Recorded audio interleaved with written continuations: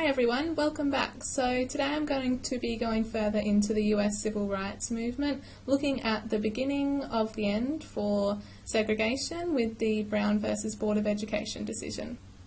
This is history with Zara Anderson looking at the Brown versus Topeka Board of Education decision in line with the IB World History Paper 1 topic Rights and Protests. So the Brown versus Board of Education ruling began when Oliver Brown wanted his daughter Linda Brown to attend the local elementary school which was around the corner from their house.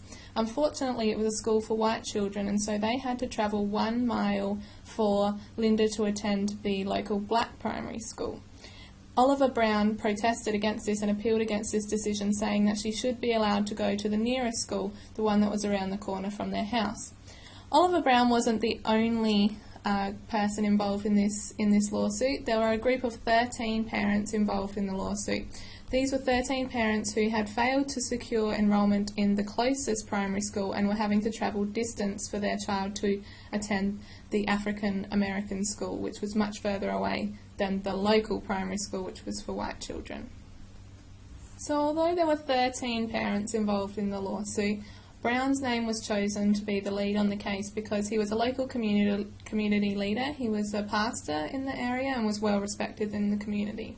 So the Supreme Court first heard the Brown versus Board case in December 1952. It was the first of 5 cases brought by the National Association for the Advancement of Coloured People at that time, and it was argued by their chief lawyer, Thurgood Marshall.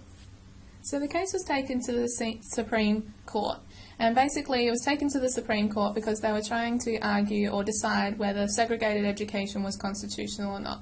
So the integrationists, those on the side of Brown, argued that there had been a misinterpretation of the 14th Amendment in the Plessy versus Ferguson case, and equal protection under the law didn't allow for racial segregation. They're also arguing that the federal government had the power to prohibit or prevent any discriminatory action taken by states, and also that the 14th Amendment didn't even give the power for states to establish segregated education. But the crux of their argument, the most important part, was that psychological testing had shown that segregated schools was psychologically harmful to African American children. So they weren't even arguing that African American schools were of poorer quality or that they weren't equal to the white facilities. They were saying that by making the African American children attend a separate school, you are causing psychological damage to those children. So of course the segregationist argument was different.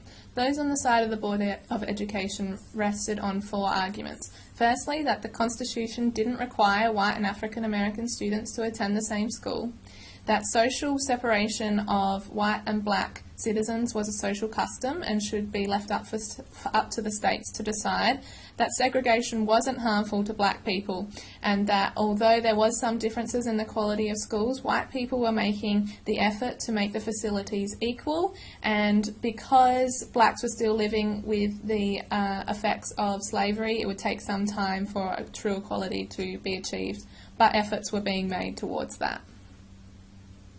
So the ruling on the case came in 1954. Chief Justice Earl Warren and the rest of the Supreme Court justices made the decision that black children were psychologically harmed by segregation in education, and this was supported by contemporary social science research.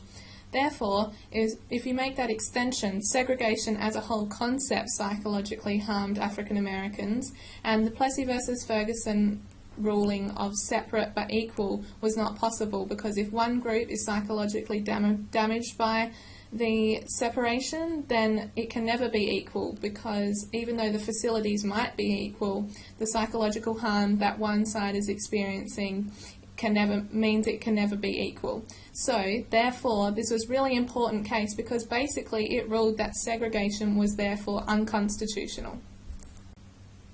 However, it wasn't the immediate nail in the coffin for segregation as some might have thought.